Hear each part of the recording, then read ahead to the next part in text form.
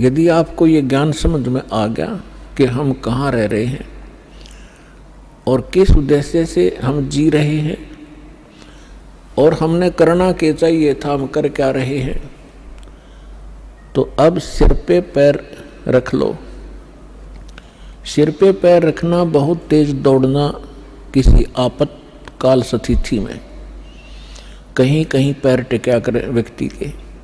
तो अब आपको ऐसा समय मिला है कि इस समय रहते रहते आप अपना कर्म बना गए तो मोक्ष प्राप्त हो जाएगा, सदा के लिए झंझट मिट जाएगा। आप इस लोक में रह रहे हो, आपके बच्चे आपको कितने प्रिय हैं, आपके माता पिता आपको कितने प्रिय हैं, आपके पति पत्नी भाई बहन आपको कितने प्रिय हैं। आजीवन आप जिस संपत्ति को संग्रह करने में लगाते हो आपको कितनी प्रिय है, उसके लिए ना जाने कितने झगड़े कर देते हैं, लड़ाई कर लेते हैं, मुकदमे कर देते हैं। तो ये कितनी अच्छी वस्तु है जिसको आप इतना लगाव रखते हो, तो और फिर ये तुरंत छोड़ देनी पड़ती है, मृत्यु हो जाती है। ये क्या कारण है? जब आपका ये कारण समझ में आओगा तब आपकी रुचि बनेगी परमात्मा के पाने में और सतलोक जाने की। अन्यथा ठीक है, जैसा करोगे अन्य कहीं आपको ऐसा स्थान नहीं मिलेगा जहाँ आपकी भक्ति शास्त्र अनुकूल हो। और शास्त्र अनुकूल साधना करने से आपके इतने शुभ संस्कार बन जाएंगे, यदि पार नहीं हुए तो आप ना जाने कितनी बार तो देवता बनोगे इस भक्ति से। इतनी महत्वपूर्ण भक्ति है, इतनी कीमती है, इसकी इतनी वैल्यू है। और ना जाने कितनी बार पृथ्वी के राजा भी बन जाओगे अपने ही पुण्य कर्मों से। और फिर उससे भी अधिक आप फिर कुत्ते गधे सूअर भी बनोगे। तो इस झंझट से छुटकारा पाने का अब समय आ गया है। अब इसको चूकना नहीं है। बुद्धिमान व्यक्ति हो, एजुकेटेड होगे, परमात्मा ने हर तरह से रजा बख्श रखी है, आपको शिक्षित किया, सदग्रंथों से दास को परिचित किया और फिर ऐसे इंस्ट्रूमेंट बना दिए कि आप घर बैठे देख सकते हो। अब भी कोई परमात्मा प्राप्ति नहीं कर सकेगा, सतलोक जाने की इच्छा जिसकी नहीं बनेगी, तो फिर वो मनुष्य के शरीर में पशु ही है, मनुष्य नहीं है। इस ऐसा ज्ञान परमात्मा ने आपके रूबरू करा दिया है। जिस दिन आपकी सही रुचि बनेगी, ये ज्ञान समझ में आओगा, आपको इस लोक की कोई भी वस्तु अच्छी नहीं लगेगी। इंद्र दा राज काग दा बेष्टा, स्वर्ग के राजा की गद्दी भी आपको ऐसी बुरी दिखाई देगी जैसे काग की बींट होती है, टट्टी होती है। और अब तक हम एक सरपंच बन जाओ तो काग पीटते फिरें, एमएलए बन जाओ तो पता नहीं के बन गए, मंत्री मुख्यमंत्री बन जाओ इस छोटे से टुकड़े के, तो हमारी बुद्धि खराब हो जाती है। इस ज्ञान से सेटिंग होगी, यहाँ से इच्छा हटेगी। आपने देखे होंगे मुख्यमंत्री हेलीकॉप्टर से जा रहे थे, आगे उनके स्वागत के लिए माला लिए खड़े थे, रास्ते में क्रैश हो गया हेलीकॉप्टर और उस भगत जी के हट भी ना पाए कि 3 दिन तक। तो खाक है यह जीवन। तो आपने गहराई से सोचना पड़ेगा। ये कोई डूम बाट के गीत नहीं है, परमात्मा का बता आध्यात्मिक मार्ग है। और परमात्मा कहते हैं ये कहन सुन की बात नहीं है, ये कर पाड़ने की। पुण्यात्माओं, आपको आज के सत्संग में सुबह सुनाया था कि परमात्मा स्वयं आते हैं यथार्थ ज्ञान बताने के लिए और अपनी प्यारी आत्माओं को, अच्छी आत्माओं को मिलते हैं। गोता मारूं स्वर्ग में जा बैठूं पाताल, गरीब दास ढूंढता फिरूं अपने हीरे मोती लाल। कबीर साहब गरीबदास साहिब जी को मिले, सतलोक में लेकर गए, जहाँ से हम आए हैं, जहाँ हमारा निज स्थान है, जहाँ हमारे पिता रहते हैं। और वो प्रेम पता फिर वापस छोड़ के गए उनको इस पृथ्वी पर। आँखों देखा वो वहाँ का नज़ारा, वो दृश्य, सारा दृश्य। और परमात्मा से प्राप्त उस ज्ञान से परिचित होने के बाद गरीबदास साहिब जी ने बताया कि गरीब परमेश्वर ये कह रहे थे, गोता मारू स्वर्ग में जा बैठूं पाताल, गरीबदास मैं ढूंढता फिरूं अपने हीरे मोती लाल। आप उस परमात्मा के वो हो हीरे और मोती, यानी बहुत ही प्रिय आत्मा हो। आप तक परमात्मा ने किसी भी माध्यम से संदेश पहुंचाया है और अपनी शरण में लिया है। आप वो पुण्यात्माएं हैं। अब जब परमात्मा यहाँ आए हुए थे, घर घर डोला करते थे, कहीं भी चौराहे पर खड़े हो जाते थे, एक तारा लेके अपनी अमृत वाणी को सुनाया करते थे। परमात्मा की वाणी में आत्मा को अट्रैक्ट करने का इतनी पावर है जैसे चुंबक लोहे को खींच लेती है। अब इस मालिक की वाणी को सुनकर आत्मा अपने आप जैसे खिंचाव होता है और ऐसे परमात्मा की वाणी इसको धंधेड़ कर रख देती है, इसको विवश कर देती है सोचने के लिए। तो कर क्या रहे हो, करना क्या चाहिए था। पृथ्वीपति चकवे गए जिनके चक्र चलंत, रावण सरीखे कौन गुण भाई ऐसे गए अनंत। सर्व सोने की लंका थी वो रावण से रणधीरम, एक पलक में राज विराजी जम के पड़े जंजीरम। सुखदेव ने 84 भुगती बना पजावे खरवो, तेरी क्या बुनियाद पुरानी तू पेंडा पंथ पकड़वो।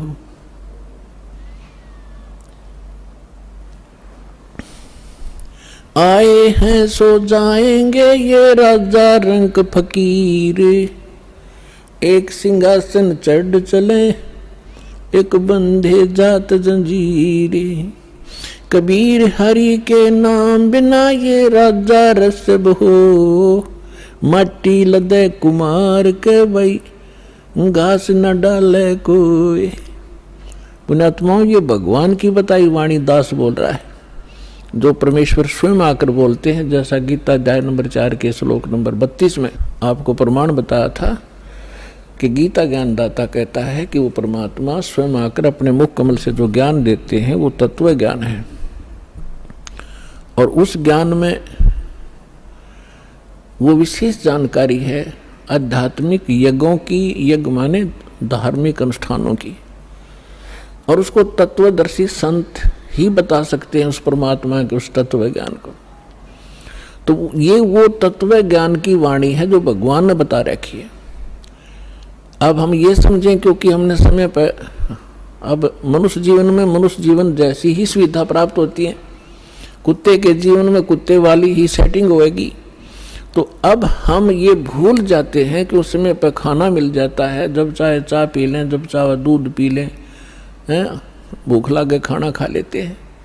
और जब ये शरीर छूट जाएगा, क्योंकि ये मिला इसलिए था, ऐसी सुविधाएं और ऐसी बुद्धि दी थी कि आप इसमें परमात्मा पाने का प्रयत्न करें। और यदि परमात्मा नहीं प्राप्त करते हैं, भक्ति ना करके और बकवादों में जीवन व्यर्थ कर जाते हैं, तो फिर परमात्मा बताते हैं कि राजा भी जब गधा बनेगा तो आम जीव की अब क्या बुनियाद है, क्या औकात है, सहज में समझ आ जाना चाहिए। फिर क्या बताते हैं परमात्मा, कबीर हरि के नाम बिना ये नार कूतिया हो, गली गली भौंकत फिरे भाई टोक न डाले कोई। परमात्मा की भक्ति के बिना राजा की रानी भी कहते हैं कुतिया की योनि प्राप्त करती है। फिर बताते हैं कबीर बीबी पड़दे रहे थी, डोडी लगे थी बार, गात उगाड़े फिरती हैं वो बन कुतिया बाजार। वो पर्दे की सुंदरी सुनो संदेशा मोर, गात उगाड़े फिरती हैं वो करें सरायों शोर। नक बेसर नक पे बनी पैरें थी हार हमेल। अब सुंदरी से कुतिया बनी, भाई सुन साहेब के खेल। बीबी पड़दा रहती, इन राजाओं की रानियां, बड़े बड़े घरों की बहू बेटियां, इन मायाधारियों को हम बड़े मानते रहे। बड़े बड़े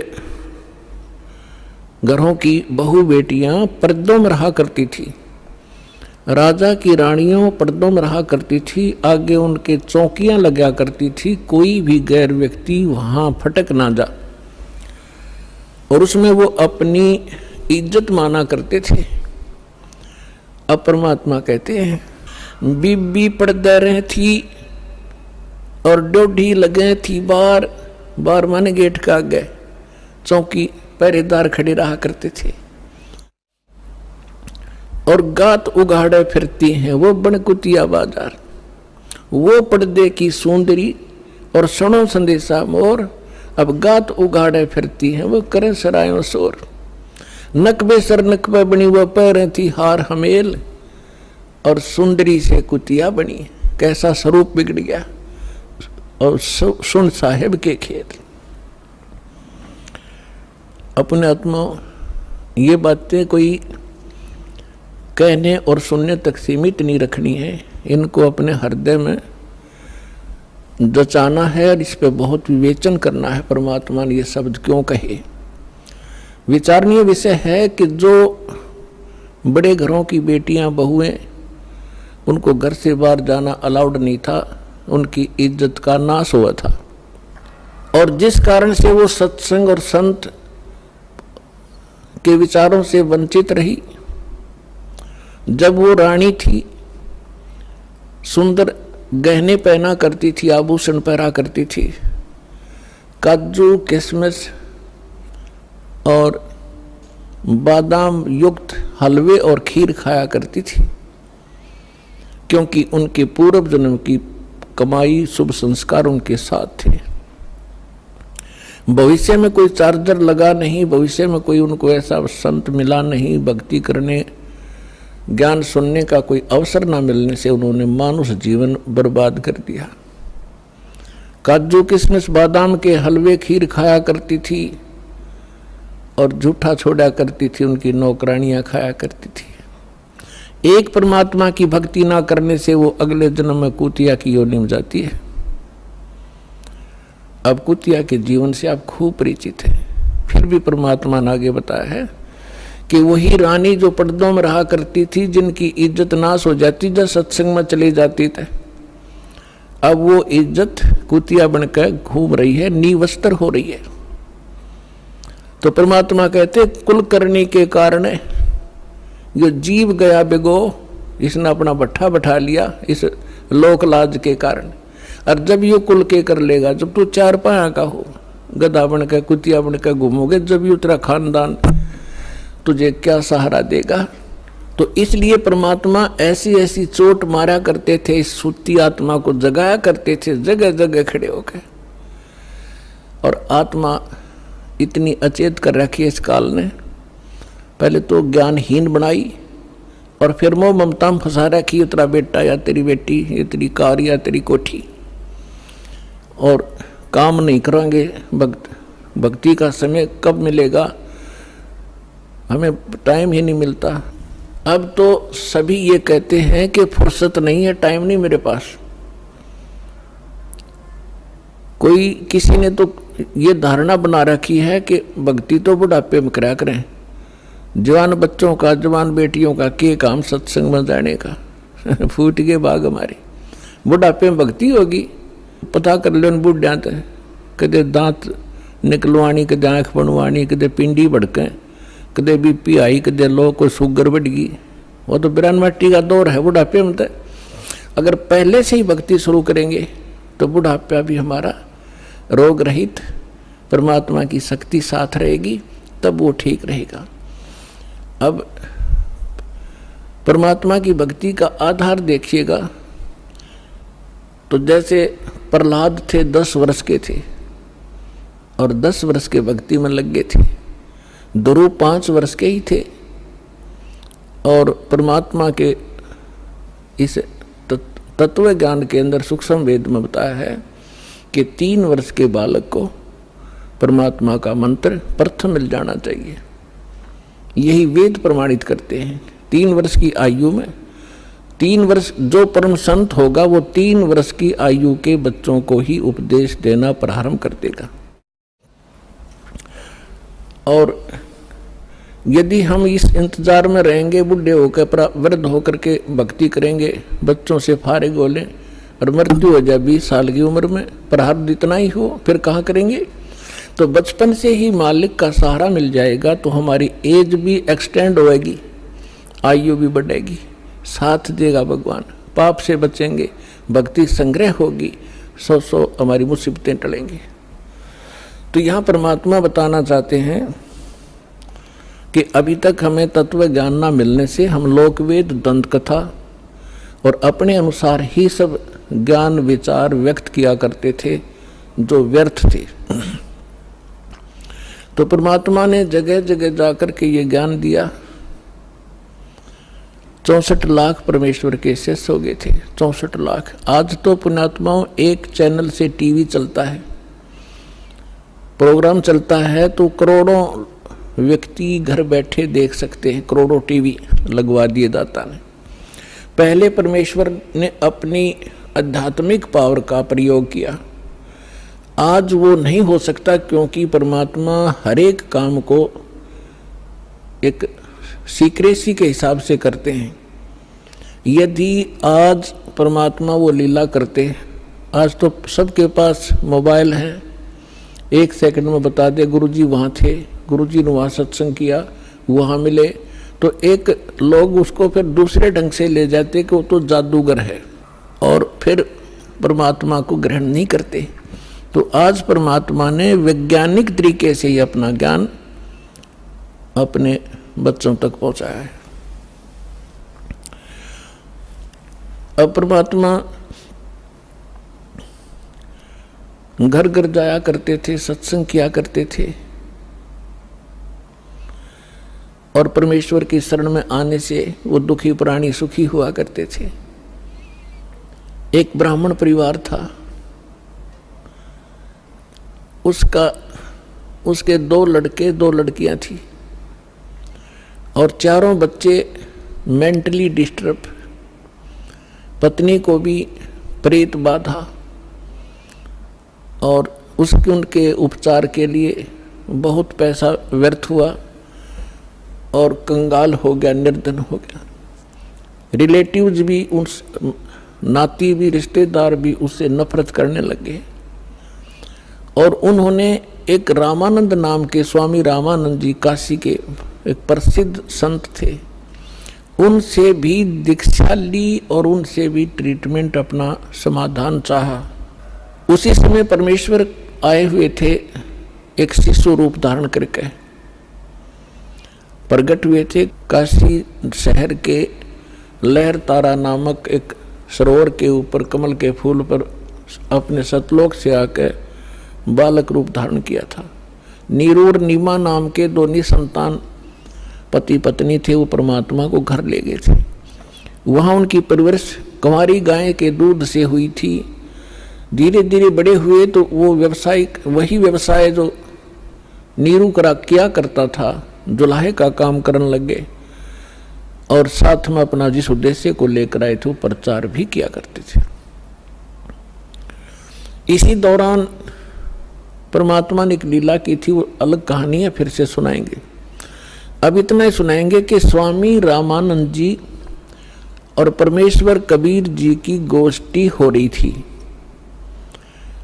बैठे थे। उसी समय वो ब्राह्मण पहुंच गया वहां पे और उस ब्राह्मण ने अपने गुरुदेव स्वामी रामानंद जी से कहा कि गुरुदेव, मैं अति दुखी हो चुका हूँ, अति आर्त हूँ, आपकी शरण आया हूँ, मुझे कोई समाधान बताओ। तो रामानंद जी ने उनको बहुत सारे जंतर मंत्र और बहुत से और भी दान धर्म के तरीके बताए थे, उनसे भी उसको कोई राहत नहीं मिली। तो पुण्यात्माओं, आप जो भी कोई दुखी प्राणी होता है वो परमात्मा की राहत लेने के लिए संतों के पास जाते हैं, या उसको जो भी कोई बता दे कि वहाँ झाड़ा लगाते हैं, वहाँ कोई ओझा बैठा है, तो वहाँ भी जाते हैं। तो जितने भी संत हैं पहले अपनी क्रिया बताते हैं, आप ऐसे करो, ये मंत्र जाप करो, ये ऐसा दान करो। उनसे भी कोई लाभ नहीं होता है तो सभी लास्ट में ये कह देते हैं कि ये आपके प्रारब्ध में निहित है, अर्थात आपकी किस्मत में लिखा है, ये आपने भोगना ही पड़ेगा। फिर उदाहरण देते हैं कि जैसे भगवान श्री राम ने बाली को मारा था, जो सुग्रीव का भाई था, वृक्ष की ओट लेकर, और उसका भी बदला भगवान ने भी देना पड़ा श्री कृष्ण रूप में। एक शिकारी ने उनके पैर में तीर मारा विषाक्त, और तब श्री कृष्ण जी की मृत्यु हुई। वो मारने वाला कौन था? वो शिकारी, वो बाली वाली आत्मा थी, और श्री कृष्ण राम वाली आत्मा। तो इस तरह की अटकल दे करके रामानंद जी ने उस ब्राह्मण से कहा कि भाई ये तेरे प्रारब्ध के अंदर लिखा है, ये किसी भी तरीके से नहीं कट सकता। मैं जो विधि जानू था मैंने सारी बता दी। उसी समय परमेश्वर ने कहा, स्वामी जी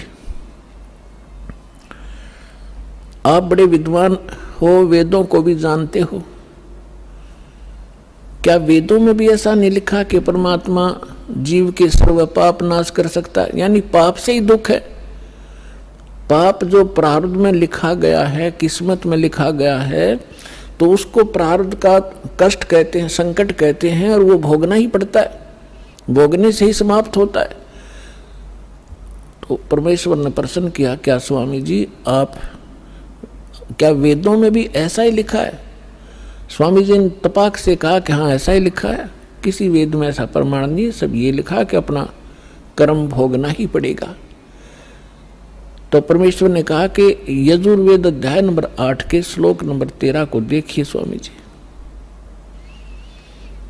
अब उनको जुबानी याद था, अपने आत्माओं या बिजली गिरी हुई है, सदग्रंथों को कंठस्थ याद कर रखा था इन ब्राह्मण लोगों ने, और इनको कख नहीं पता था ये बता क्या रहे हैं। रामानंद जी का सिर घूम गया कि एक दानक का बालक, धान दुलाहे का लड़का, कदे इसने वेद देखे भी को नहीं, और आज इसने मंत्र बता दिया। 104 साल के उसमें परमात्मा के उनके जीवन में, लीला में जीवन जो परमात्मा शरीर में दिखा रहे थे, 99 वर्ष का अंतर था, 99 वर्ष बड़े थे परमात्मा से, और सारा जीवन ही उन्होंने वेद और गीता पुराणों के अध्ययन में बिताया था। तो परमेश्वर ने कहा, कबीर साहब ने कहा, स्वामी जी यदि प्रारब्ध का कष्ट भोगना ही पड़ गया तो भक्ति की क्या आवश्यकता है? फिर अगर किसी के संस्कार में दुख है और दुख है भोगना ही पड़ेगा, फिर भक्ति ने शर्म में मारेंगे, क्या आवश्यकता है इस भक्ति की? कौन करेगा भक्ति? क्या आवश्यकता परमात्मा की? वो भक्ति इससे हटकर है, और वो मंत्र मेरे पास है। अपने आत्माओं जो दुखी व्यक्ति है उसको तो संकेत चाहिए। उसने तभी पूछा कि आप कौन हो भाई? ए भगत जी आप कहाँ रहते हो? अब वो लाल कपड़े पहन रखे, सारी उम्र संस्कृत बोली, उसने तो महाराज जी समझ रहे, और परमात्मा बैठे एक सिंपल वेशभूषा में। उसने न्यू कहा, भगत जी कहाँ रहते हो आप, आपका कहाँ ठिकाना है? परमात्मा ने बताया, भाई मैं दानक हूँ, दुल्हा हूँ, और नीरू का पुत्र हूँ, ऐसे ऐसे हमारी चौपड़ी वहाँ रहा करूँ। अब परमात्मा ने ये बताना इसलिए अनिवार्य समझा कि जैसे न भगवान चाहिएगा तो आ जाएगा, और जब ब्राह्मण पने में होगा, क्यों उसमें छुआछात बहुत गणी थी, तो अपना भाई चला जाएगा।